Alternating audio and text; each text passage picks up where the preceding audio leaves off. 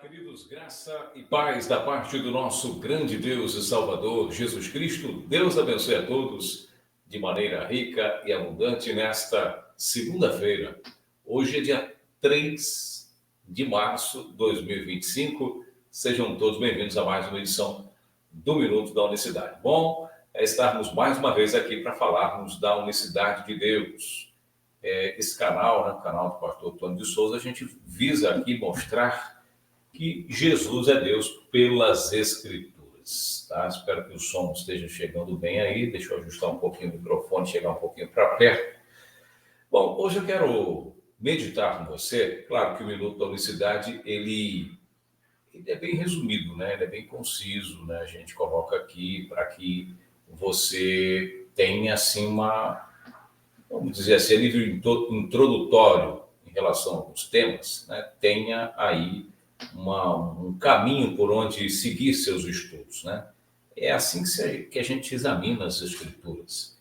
Algumas pessoas querem as coisas, né, esmiuçadas, desenhadas, né, trabalhadas. E quanto mais você esmiuça, né, mais, vamos dizer assim, menos valor o conteúdo tem.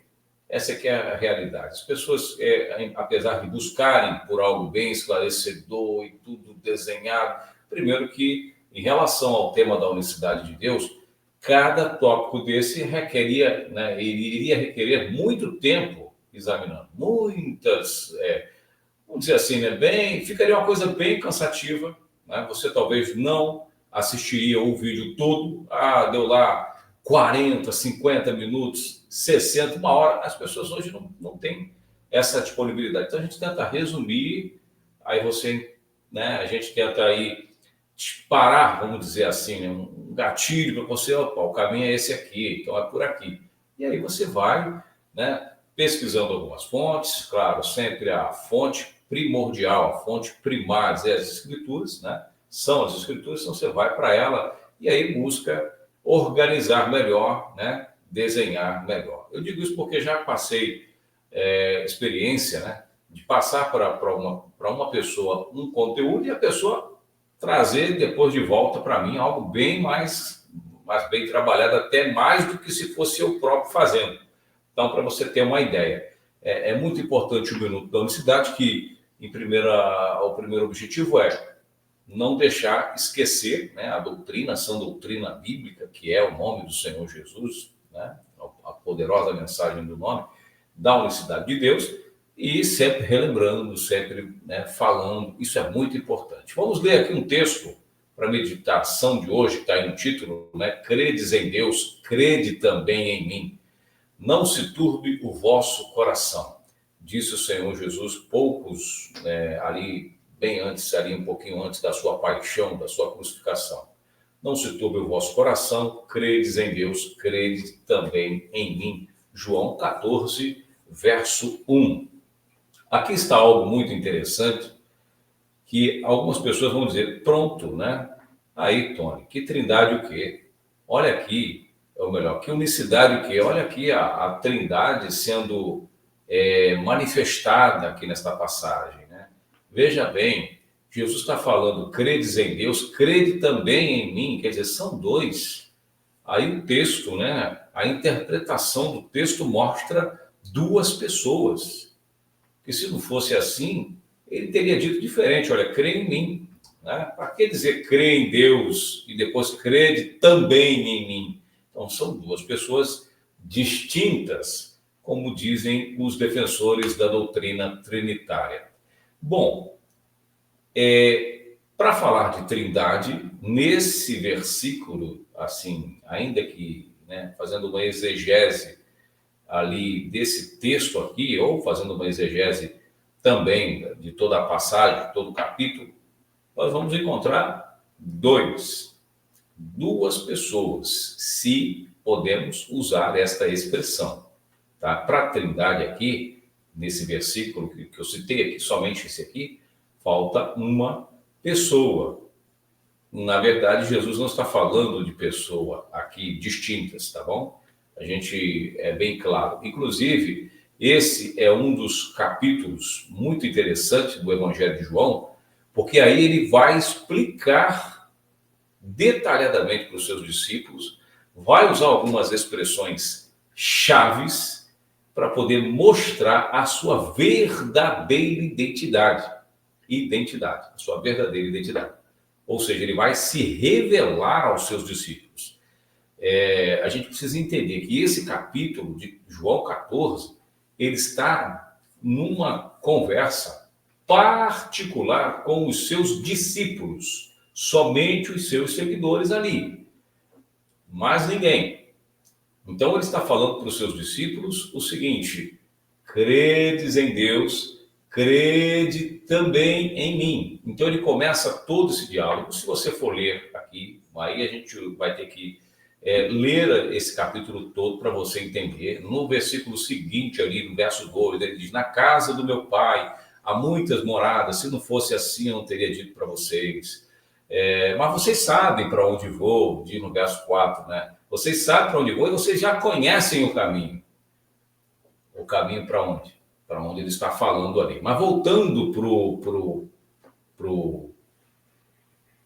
para esse mesmo versículo que está aí no primeiro versículo, ele diz o seguinte: credes em Deus, crede também em mim. E ele começa já no seu diálogo falando dessa maneira. Na casa do meu pai, quando eles falam o versículo seguinte, que é o Deus, nos leva a entender que é o Deus do qual está falando aí, neste primeiro versículo, né? Que seria o pai dele. Na casa do meu pai, quer dizer, credes em Deus, ou seja, crede no pai, e crede depois em mim, né? E crede também, não crede depois, crede também em mim, quer dizer, então ele está falando de dois. O pai está à parte. E isso mexeu com o Filipe. Primeira coisa, Tomé falou assim: já que nós conhecemos o caminho, ele disse que conhece o caminho, né? E vocês conhecem o caminho. Filipe pergunta para ele: mostra-nos então o caminho. Filipe não, Tomé, né? Tomé perguntou, verso 5. Disse-lhe Tomé: Senhor, mostra-nos o caminho para onde vais e como poderemos saber o caminho. Aí ele diz o quê? Olha, o verso 6 é glorioso. Ele diz: disse-lhe Jesus: eu sou o caminho, a verdade e a vida. Ninguém vem ao Pai senão por mim. Esse texto a gente está cansado de falar ele aqui também no Minuto da Unicidade. Credes em Deus, na casa do meu Pai, ou seja, está aí duas pessoas. Só que na hora dele falar ninguém vai a este Pai ou a este Deus, ele não diz a expressão ninguém vai. Em todas as traduções da Bíblia, ele diz ninguém vem, no próprio capítulo, tá? Você pega, eu não coloquei aqui, mas você pode pegar lá o verso 6, que você vai ler. Ninguém vem. Em todas as traduções em português, em inglês, em francês, em espanhol, todas as traduções. Teria sido um erro. Será que ele, por falar, né, na casa do meu pai, será que Jesus ele não teria errado no português ao falar ninguém vem? Uma vez que ele se coloca como caminho, eu sou o caminho, a verdade e a vida, ninguém vem ao Pai. Ele não disse que ninguém vai. Bom, aí entra uma outra questão para a gente analisar. Ele é o caminho que leva para ele mesmo. Ele fala de um pai aparentemente à parte, depois ele mesmo vai dizer que ele é esse pai, que ele é o caminho para chegar ao Pai. São as perguntas que a gente faz. Porque o trinitário, num debate conosco, ele fica fazendo esse tipo de chacota. Vem cá, ele estava maluco quando ele orava para ele mesmo, ele falava, né? Quer dizer, ele sendo o próprio Deus, então está perdendo tempo orando, ele está fazendo um teatro ali, ele era um ator, forçando uma oração, fingindo ser, né, alguém devoto, então estava ali orando para quem? Se ele mesmo é o Pai? Mesma pergunta eu faço para os defensores da doutrina trinitária com relação a esse texto aqui. Ora, ele está falando de um pai, aparentemente, apontando para um pai distinto, uma pessoa distinta. Daqui a pouco, essa pessoa distinta, ele diz que é ele mesmo. Ninguém vem ao Pai. Ele aponta que na casa do meu pai, quer dizer, o pai dele está numa casa, numa morada que vai preparar lugar para todo mundo. Eu estou fazendo você refletir normalmente. Não se aveste, não, como dizem os irmãos lá do Nordeste, né? Não se aveste, não. Estou fazendo você pensar. Ele diz que na casa do pai dele tem moradas. Daqui a pouco ele está falando, ninguém vem ao Pai. Quer dizer, que morada é essa? Onde é que é essa morada? E daqui a pouco ele se apresenta como esse pai.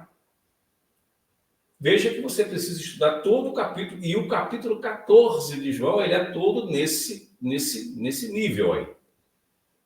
Quando você vai para o verso 7, eu estou com a Bíblia aqui, pega a Bíblia depois aí, leia, acompanha na Bíblia, é muito bom. Se tornar um bereano uma vez na Bíblia, não faz mal para ninguém. Aí, Tomé pergunta o caminho, ele dá essa resposta, ninguém vem ao Pai, fala na casa do meu Pai, depois diz ninguém vem ao Pai, não ninguém vai. O português correto seria ninguém vai. Será que Jesus não sabe o português correto? Né? Ou melhor, o português, Jesus não falava português, mas ele sabe todas as coisas, né? Ele com certeza sabe de português melhor do que até os próprios brasileiros. Será que ele não sabe o português correto? Ou o hebraico correto para falar ninguém vem ao invés de ninguém vai? Quer dizer, teria errado? Ou erro de tradução, mas aí se fosse um erro de tradução, todas as traduções estão erradas. Todos, em todos os idiomas. Todas as traduções estão erradas. A começar pelos idiomas bíblicos, né? Lá o grego, né? O que foi escrito esse texto em grego, né? Depois no latim, depois enfim, na Vulgata Latina veio também dessa forma, ninguém atentou para isso. E aí o Filipe, o outro discípulo, se você vai ler o verso 8, ele diz, Senhor, mostra-nos o Pai que nos basta. Mostra-nos o Pai que nos basta. Já que na casa dele tem, né? Só é o caminho para nos levar até ele, nos leva então logo. Uai, estou aqui parafraseando, né? Nos leva então lá. E Jesus disse, há tanto tempo estou convosco e não me conhece, Filipe. Quem vê o Pai, quem vê a mim, né? Quem vê a mim, vê ao Pai. E como dizes tu, mostra-nos o Pai. Credes em Deus, credes também em mim. Quem vê a mim, vê ao Pai. Você está entendendo agora o credes em Deus, crede também em mim?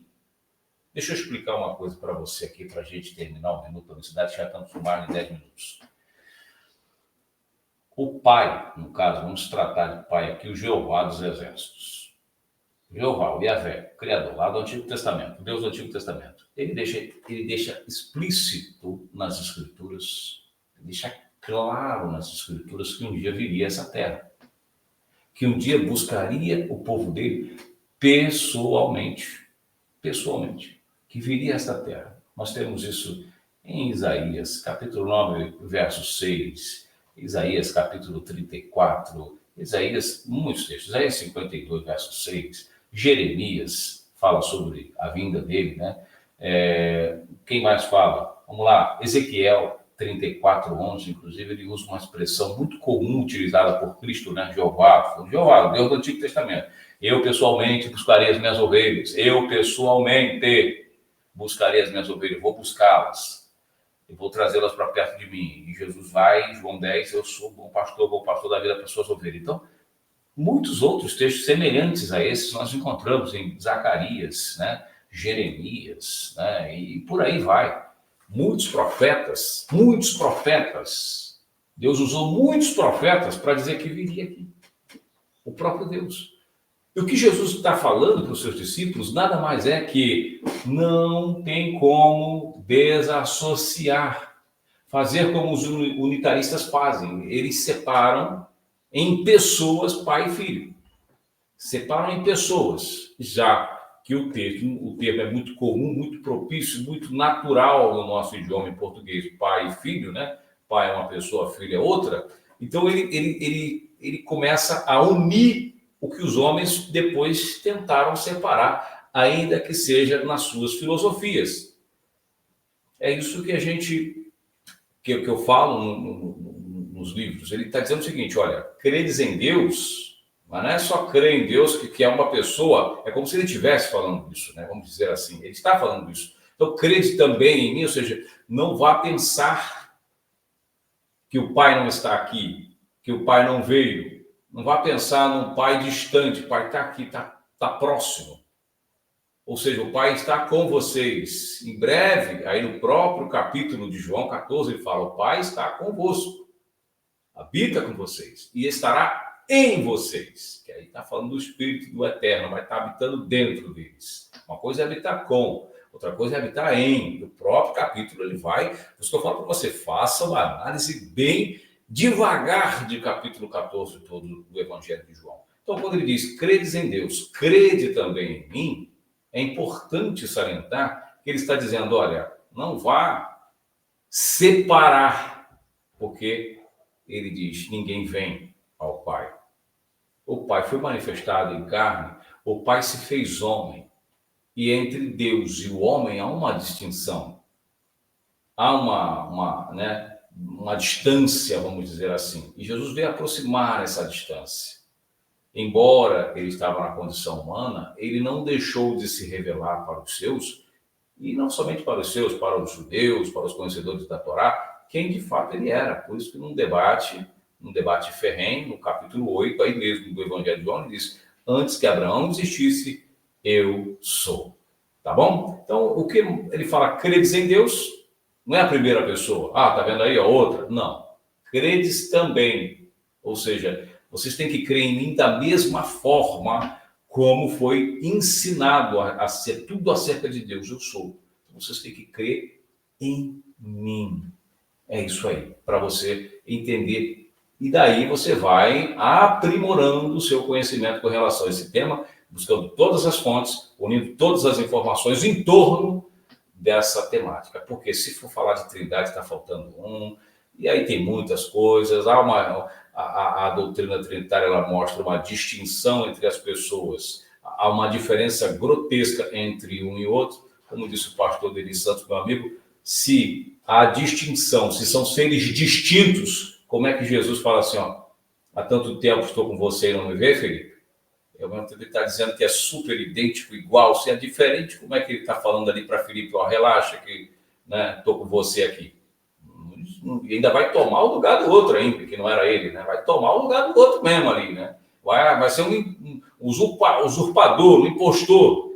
Não, a gente precisa entender com o espírito como que essa temática ela toda se desenvolve, se desenrola, e nós estamos aqui para todos os dias lançarmos essa semente, fazer você relembrar, fazer você ouvir, tá certo? Nós voltaremos, se Deus quiser, com mais uma edição do Minuto na Cidade amanhã. Lembrando que a partir da quarta, quinta-feira, nós já estamos de volta com o nosso programa de rádio, né? Essa semana demos uma parada por causa do carnaval, mas a partir da quinta o nosso programa volta na Rádio Betel, 98,7 minutos. Da Unicidade volta no seu formato original, né? Em forma de áudio, e a gente se fala em vídeo numa outra oportunidade. Deus abençoe a todos de maneira rica e abundante. Você desejando ser um cooperador deste trabalho, enviar uma colaboração para nós nos mantermos aqui, que nós trabalhamos independentes, sem apoio de grande instituição, não estamos vinculados a nenhuma instituição grande como uma placa de denominação, trabalhamos aqui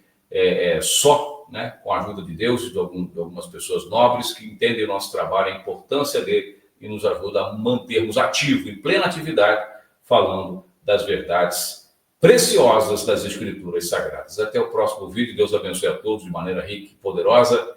Graça e paz.